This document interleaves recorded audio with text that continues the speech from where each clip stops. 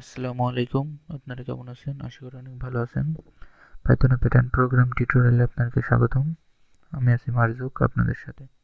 তো আগের টিউটোরিয়ালে আপনাদেরকে দেখানো হয়েছে কিভাবে আমরা জি শেপটা আর কি করতে পারি। তো সেটার জন্য আর কি যা যা লাগে সেগুলো দেখানো হয়েছে। তো আজকে আমরা দেখব কিভাবে আমরা জির পরে কি আছে এইচ আসে, তো এই শেপটা আমরা কিভাবে করতে পারি সেটা দেখব। তো এই শেপটা করার জন্য একটি টেবিল আমি আগে থেকেই বানিয়ে রেখেছি। তো এখানে আপনারা দেখতে পাচ্ছেন যে এখানে আমাদের কলাম আছে 0 থেকে 4 পর্যন্ত, মানে 5টা, এবং রো আছে 0 থেকে 6 পর্যন্ত, মানে 7টা।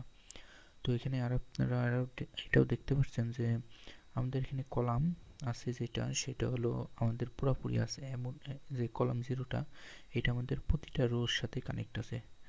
আবার এখানে কলাম 4 এটাও কিন্তু প্রতিটা রোর সাথে কানেক্ট আছে। আবার এখানে দেখছেন কলাম রো 3, এটাও দেখেন প্রতিটা কলামের সাথে কানেক্ট আছে। তার মানে আমাদের যখন প্রিন্ট করতে হবে তখন কোনো কিছু বাদ দেওয়া লাগবে না। যেটা আর কি আমরা দেবো সেটাতেই প্রতিটা বারে যখন লুপ করবে, প্রতিটা যখন আমরা যদি আমরা কলাম 0 ধরি, 0-র জন্য কি রো একবার 0 হবে, রো 1 হবে, 2 3 4 5 6 হবে, মানে প্রতিটাই হবে। তার মানে কিছু বাদ দেওয়া লাগছে না। আবার সেম টু সেম কলাম 4-এও কোনো রো বাদ দেওয়া যাবে না। আবার সেম টু সেম কলাম যখন আমরা রো 3 করছি সেই সময় দেখেন প্রতিটা কলাম আর কি কলাম 0 1 2 3 4 প্রতিটা প্রিন্ট আছে। তার মানে যেটা নিয়ে আমরা কাজ শুরু করব তারপরে আমরা কোনো কিছু বাদ দেওয়া লাগবে না। তার মানে যারা হয়তো আমার টিউটোরিয়ালটা দেখে আসছেন তারা হয়তো অনেক ক্লিয়ারভাবে আর কি বুঝতে পারছেন যে এটা আর কি কতটা ইজি, একটা এইচ প্রিন্ট করা কতটা আর কি ইজি আর কি। এখন আমরা দেখব যে এইচটা কীভাবে প্রিন্ট করা যায়। ওকে, এখানে একটা ক্লাস দেওয়া আছে, এটা কেটে দিয়ে আমি একটা নতুন একটা ক্লাস খুলে নিই।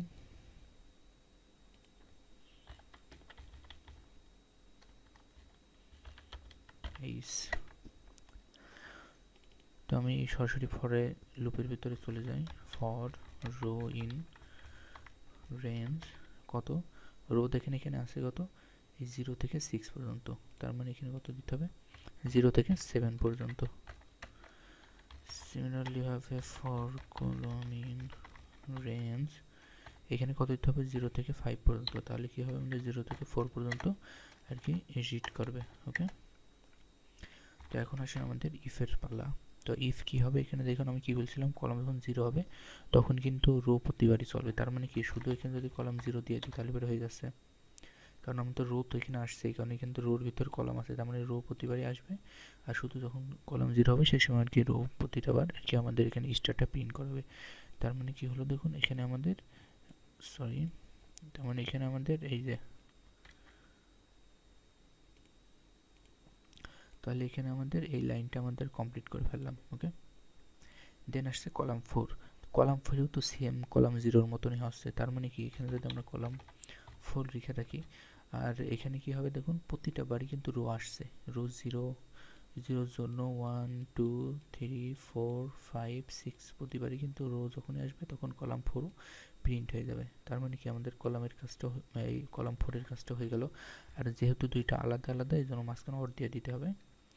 দেন এখন আমাদের আরেকটা করার পালা, সেটা হচ্ছে রো 3। ওকে, তো এখন দেখেন আপনি যে এই রো 3 যখন করবেন সেই সময় কি শুধু আমাদের প্রিন্ট করতে হবে কত, 1 2 আর 3, 1 2 আর 3 আমাদের প্রিন্ট করতে হবে। এই জন্য কি দিতে হবে, এখানে আমাদের কি রো ইকুয়াল 3, যখন আমরা রো 3 প্রিন্ট করব সেই সময় দেখতে হবে এর সাথে কি কি আছে, কলাম 1 থেকে শুরু করে 3 পর্যন্ত প্রিন্ট হবে। ওকে, তার মানে কলাম 0-র পর থেকে শুরু করে কলাম 4-এর আগ পর্যন্ত। তার মানে কি, এখানে আমরা দেখতে পাচ্ছি যে কলাম 1 2 3 প্রিন্ট করবে। আর এটা আমি ব্র্যাকেট দিয়ে দিচ্ছি যাতে আমরা বুঝতে পারি যে এটা সব একটা আর কি সে কন্ডিশনের ভিতরে আছে। তো এখানে কি আছে, এখানে আমাদের এই যে এই তিনটা রো, এই তিনটে স্টার বারকে আমরা প্রিন্ট করে ফেলছি।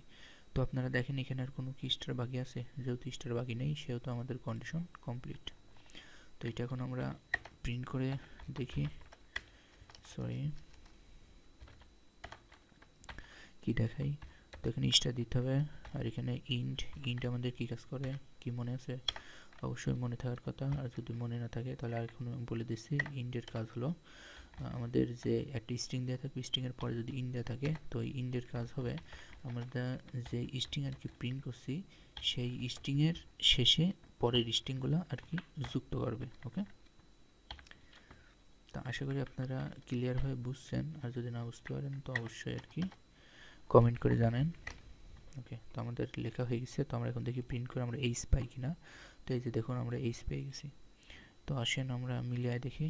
তো আমি মিলাবো না, মিলান আপনারাই।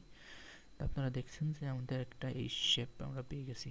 ওকে, তো আমাদের যে কোনো ধরনের প্যাটার্নে দিক নেন কেন, বেশি কঠিন না, একদম ইজি। আপনারা যে কোনো প্যাটার্ন দিক সেটা আপনি প্রথমে এই ছক আকারে করে নেবেন, নিয়ে যখন যেটা বলছে সেই অনুযায়ী কলাম ইফের ভিতরে সেই কন্ডিশনটা দিয়ে দিলে আপনারা যে কোনো প্যাটার্ন আর কি অনেক কম সময়ের ভিতরে প্রিন্ট করতে পারবেন। ওকে, তো আজকে এতটুকুই ছিল। পরের দিন হয়তো আজকে এইচ দেখলাম, এইচের পরে যেটা থাকবে সেটা আর কি আমরা দেখব। ওকে, তাহলে সবাই ভালো থাকেন, সুস্থ থাকেন, আল্লাহ হাফেজ।